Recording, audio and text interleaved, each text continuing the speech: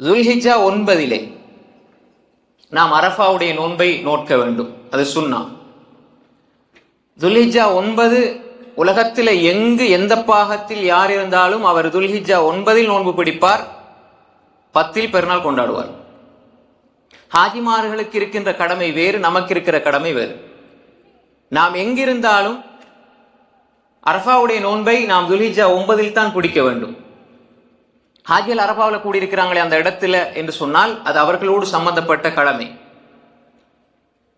சில பொழுது நாம் சில ஹதீஸ்களை பார்த்து அல்லாஹ் அரஃபாவுடைய நாள்ல எப்படி மலக்குமார்களிடத்துல பெருமை பாராட்டி பேசுகிறான், நரகத்திலிருந்து விடுதலை செய்கிறான், அது எத்தனை நாள் என்று நாம் கேள்வி கேட்கிறோம்.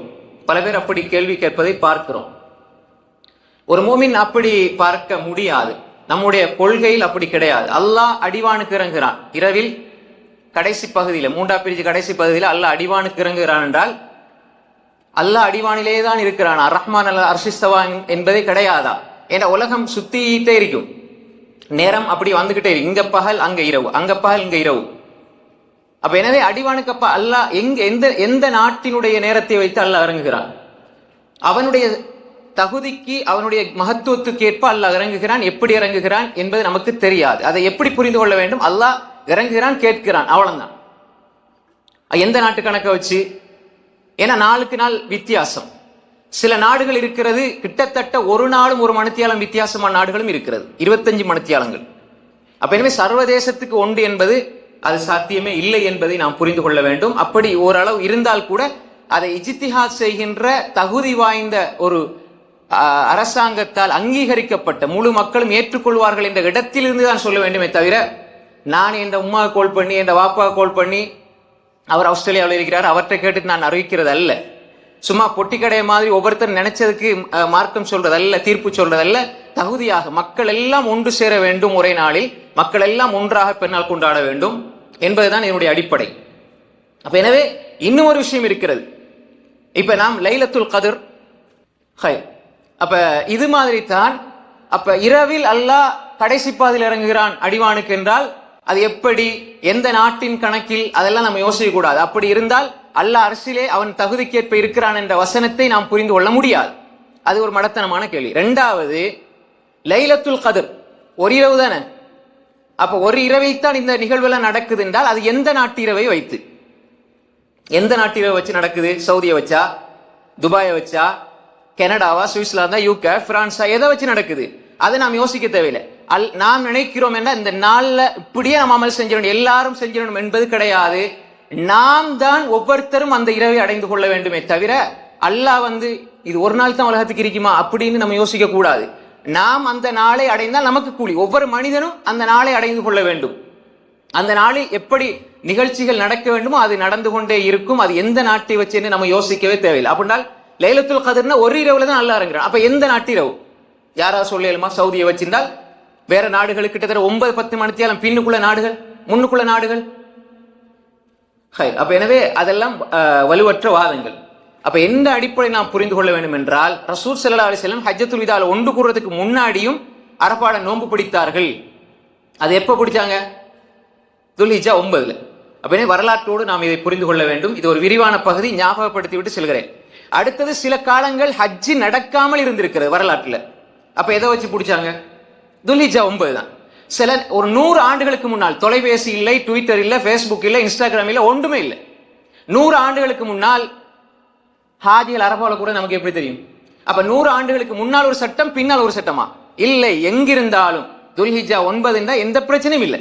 சிலவங்க சொல்லுவாங்க, பாருங்க அரஃபாவிலேயாவது உலகமே ஒன்று கூட கூடாதா, ஹஜ்ஜிலேயாவது ஒன்று கூட கூடாதா? முதலாவது வீட்டுல ஒன்று கூடுங்க. உலகத்தை பார்க்கறதுக்கு முன்னாடி வீட்டுல ஒன்று கூடுங்க. இது பெரிய பிரச்சனை. வாப்பா நோம்பு, உம்மா நோம்பு இல்லை, நோம்புக்குள்ளே இது பிரச்சனை. வீட்டுல ஒன்று கூடுங்க, ஊர்ல முதல்ல ஒன்று சேர்ந்து போங்க, நாட்டுல ஒன்று சேர்ந்து போங்க, மாநிலத்தில் ஒன்று சேர்ந்து போங்க, நாட்டுல ஒன்று சேர்ந்து.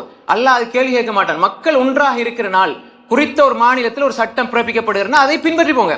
காதியார் பிள்ளை செய்யறாரே, காஜி பிள்ளை செய்யறாரே, அவர் பிள்ளை செய்யறாரு, அது அல்லாஹ்வோட அவங்க பார்த்துக்குவாங்க. இது இந்த நாள்ல தான் நடக்கணும் இல்லை. அந்த சட்டத்தை சொல்வது அவர் சொல்ல வேண்டும். யாராவது அவர் பிழையாக வேண்டும் என்று முடிவெடுத்தால் அவரும் அல்லாஹ்வும் பார்த்துக்குவாங்க.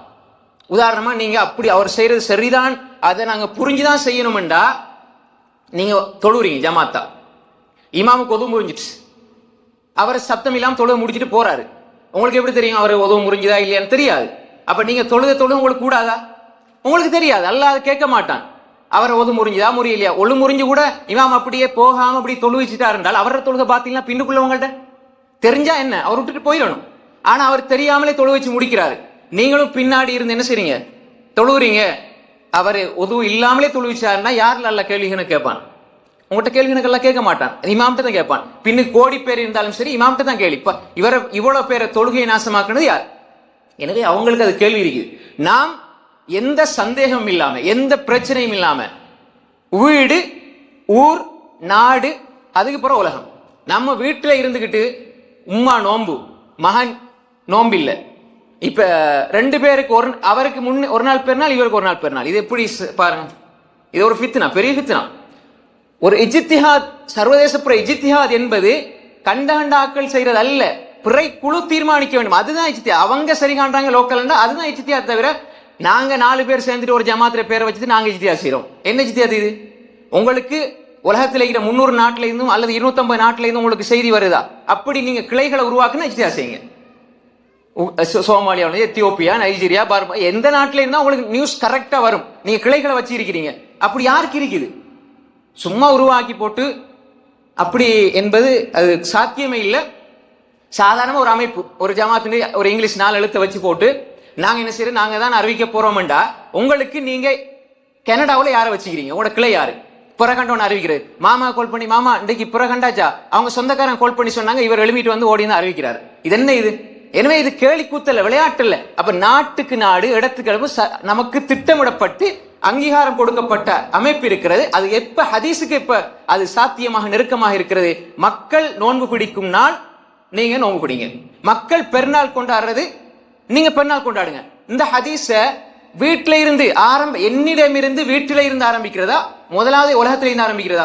பாருங்கள், நாங்க உலகத்தோடு சேர்ந்து பெருநாள் கொண்டாடுறோம். வீட்டுக்குள்ள பொண்டாடி நோன்பு, வீட்டுக்குள்ள உனக்கு ஒன்று சேர இயலாது, வீட்டுக்குள்ள ஒன்னாக உங்களுக்கு நோன்பு பிடிக்கல, பெருநாள் கொண்டாட இயலாது, இவர் உலகத்தோடு சேர்ந்து கொண்டாடுவார். எனவே இதெல்லாம் ஒரு பொருத்தமான வாதம் கிடையாது. ஏன்னா பல சகோதரர்கள் வருஷா வருஷம் கேட்டுக்கொண்டிருக்கிறதுனால இதை ஆரம்பத்தில் சொல்லிக் கொள்கிறேன்.